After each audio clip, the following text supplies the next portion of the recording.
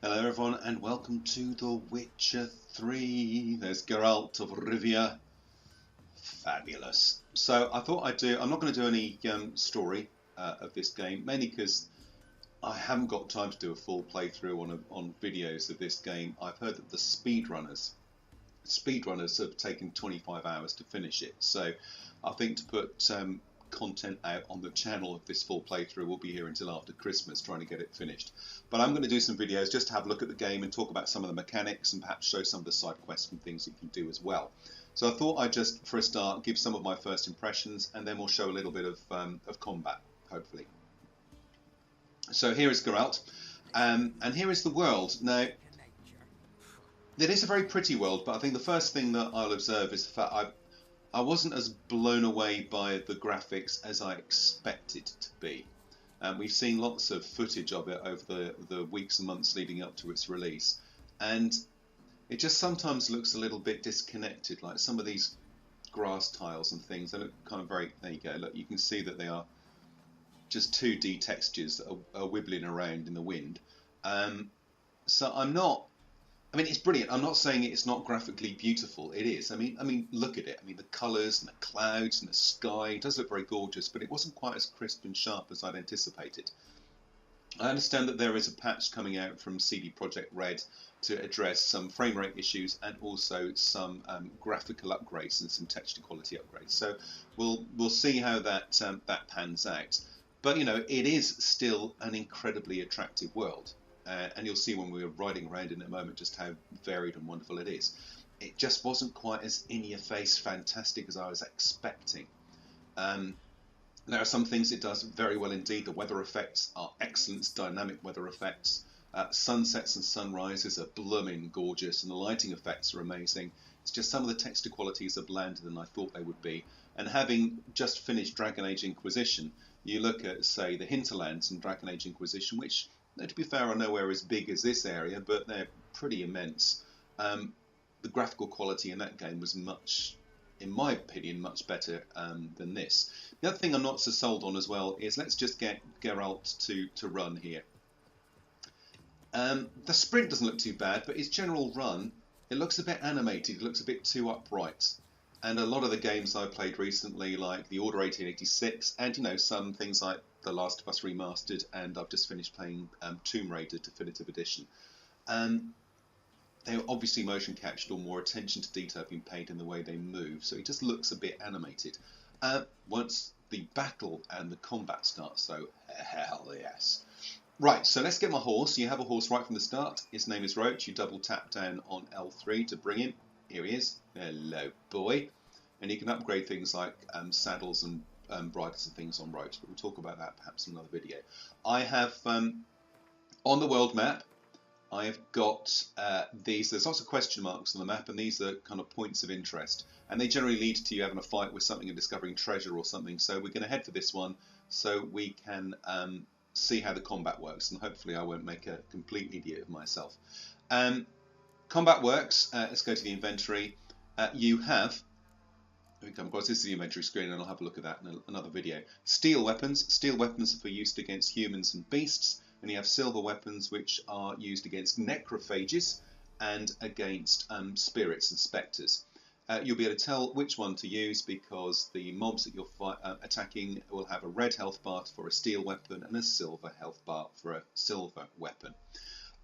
There are light and heavy attacks which are controlled by the the square and the triangle button, and there is a swift roll with a tap of, or a dodge with a tap of circle, and a proper dodge or leap out of the way with a tap of the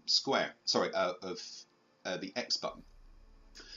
You also have magic as well, and I'll show you the magic if I do here. This is the magic you've got. So you've got Yarden, which is a magical trap. Now that will either slow an opponent, or in the case of some spectres and some ghosts, they can only be harmed if they're inside of that magical trap. Quen is a shield. Igni is fire. Axii is an ability to influence opponents' minds. So it's either like a confuse, a stun, when you are in combat, or in some dialogue options you can do a bit of a Jedi mind trick and get people to do what you want them to do. And then you have a force push thing, which is Ard, a telekinetic blast, which is a knockback. You also have things like bombs and crossbows that you can use as well, that you can put into these slots. And this is the concession that's been made for controllers. On the PC version, these are just mapped to buttons you can press at any time. In combat, you hit L1 to bring up this menu. It slows down combat but does not stop it, and then you can choose whichever one you like. This one here though, Quen, most important. And then you can upgrade these as well, but I'm going to do that on a different video. So let's just ride towards my marker. If you're on a road, like I am at the moment, see on the mini-map there, you can just hold down X and Roach will automatically travel on the road. And if you hit double tap X, he sprints, and provided he is on a road... Oh, there's someone to attack on a horse. Oh, I'm not going to do that. I want to go this way. If you hit someone on a horse, it does an awful lot of damage. Wow, there's lots of bad guys around here. Flipping heck. Where am I going? Let's see if I can take one out. Hold on a sec. Missed him. God, there's a lot of red dots on that mini-map, and I think that's where I'm headed. Come on, Roach. Got him. Bandit. Whee! Oh, and there's spidery things on the floor as well. Oh, the horse has a fear level. If that gets too high... Oh, I'm out of here. Hold it a sec. Let's get onto Roach and ride away. Oh, because there's lots of bad people. Oh, let them back, because they do fight each other. And then what I'm going to do is I'm going to pick off what's left. So you can see, actually, those guys, the little guys on the floor, they got a silver health bar, which means I have to use my silver sword on them. Let's move out of the way. Oh, he's going to... So if the horse gets too scared, she throws you off. So I'm going to see whether I can... what level are these? They're level 9. Oh, well, you can beat them. Let me just get out of the way a bit. Let's hit Quen, which is a shield. That means I got a free hit. I'm going to get Igni up. I'm going to get my silver sword out. And I'm going to see whether we can take these guys down. Come on, mate. Let's first set fire to them. Nice. That reduces armour as well. Oh, he's knocked off my shield. So let's go back up and put my shield back on. He's nearly dead. So light attack. Took him down. Lovely. Get out of the way. Dodging is so important. So a few like that, you see I left that. 4 strikes will get me. Oh, thanks, I had my shield up. 3 in. 1, 2. Dodge, he's out of the way. Okay, fantastic. I'm going to get... Now I've got my shield up. Let's get Igni and hit. Set him on fire because he's stuck on the scenery. So I'm only level 5, but I can, if I dodge and get out of the way and use things properly, take on much higher level beasties. It's, you know, takes a little bit of effort, and certainly he hit me, so my shield is down. Let's get that back up. So I select it and I trigger it with, let's do a big dodge out of the way. That's it, my shield's back up now. Oh, my shield's down. Got to be careful. These guys, they do hit like a truck, baddies. Got him out of the way. Keep dodging. So you're in and get out.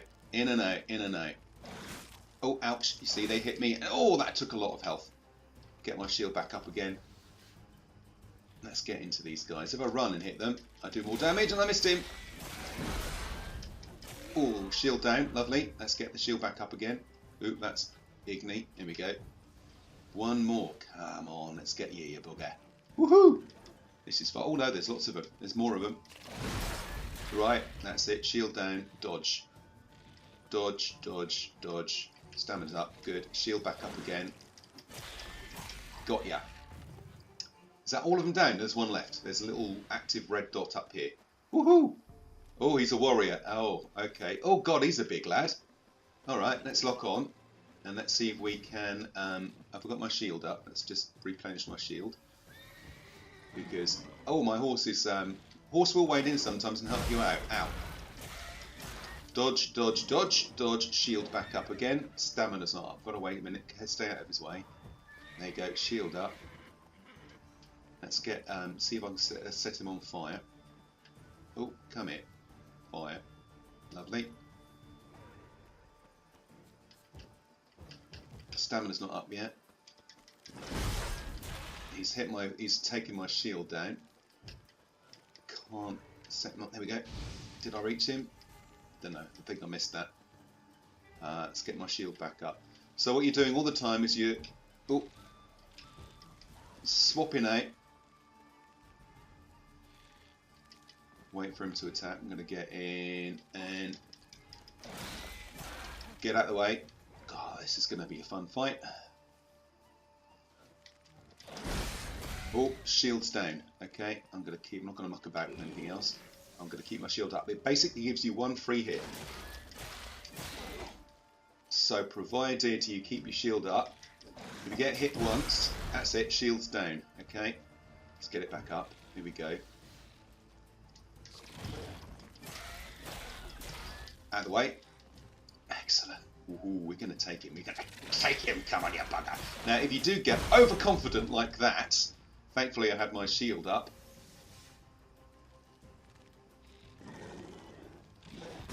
Oh gosh, he's got an AoE. That's not fun. Right, shield back up again. But I've nearly got him. I've nearly got him. Yes!